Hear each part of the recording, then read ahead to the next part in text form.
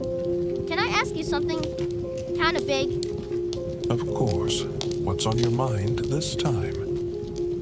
It's just, everywhere I look, people talk about Jesus like they already know exactly who he is. Some say he's God, some say he's just a prophet, some say he's just a myth, and some treat him like a motivational speaker from 2,000 years ago. I don't know what to do with that. It can feel noisy, can't it? All those voices. Yeah, and I'm tired of pretending I'm sure, because if he's just a teacher, then fine, I can admire him and move on. But if he's actually God, that's different. That changes everything. And honestly, that scares me. What part scares you? Because if God really came here, not distant, not invisible, but here, like us, then it means we weren't alone like we thought. It means God didn't stay far away. And I don't know if that's comforting or terrifying. Sometimes it's both. I read some of the things he said. Love your enemies. Forgive 70 times. Blessed are the poor. They don't sound like normal advice. It's too upside down. Who talks like that? Either a genius or someone completely delusional. There's no middle option. You're noticing something important. Because good teachers don't usually say things like, I am the way, or before Abraham I am. That doesn't sound humble. That sounds huge. Too huge. If any normal person said that today, we'd think they're crazy.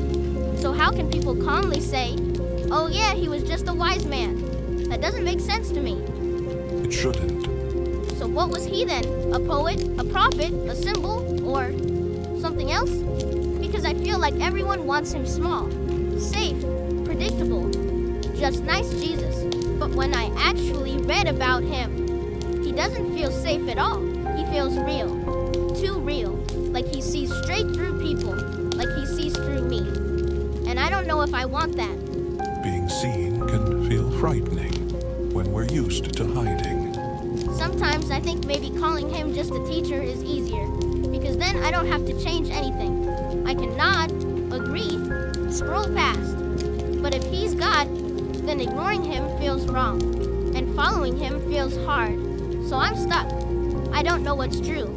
I just know I don't want to lie to myself anymore. Who exactly is he? Really?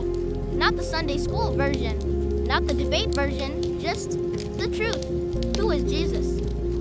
When people met him back then, they asked the same thing.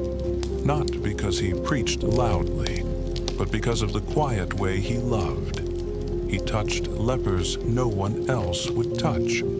He forgave people everyone else had already judged. He spoke to women, children, foreigners like they mattered. Not like a king pretending to be kind, but like someone who actually made them. Made them? Yes, there was something strange about him. He didn't just teach about God.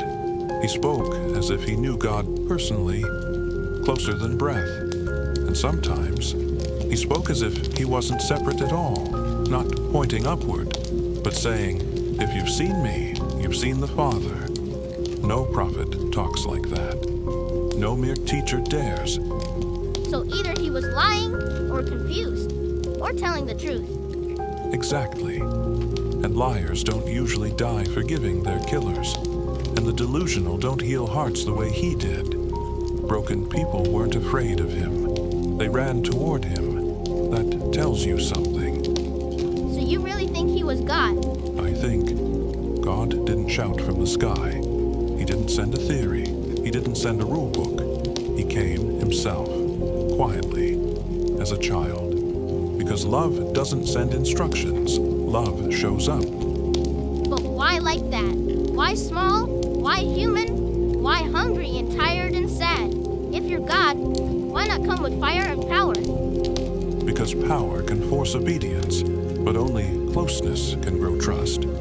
If God came blazing like the sun, we would kneel from fear.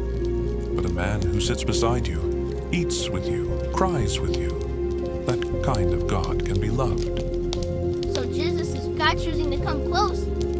God choosing to be touchable.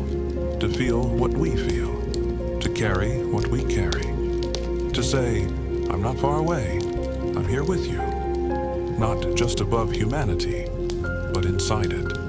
That's strangely comforting, like we weren't abandoned after all.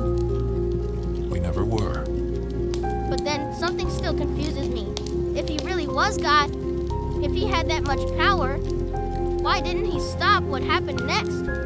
Why didn't he stop the suffering? Why did he let himself be arrested, beaten, killed? If he's God, why die at all? Couldn't God just forgive people without all that pain?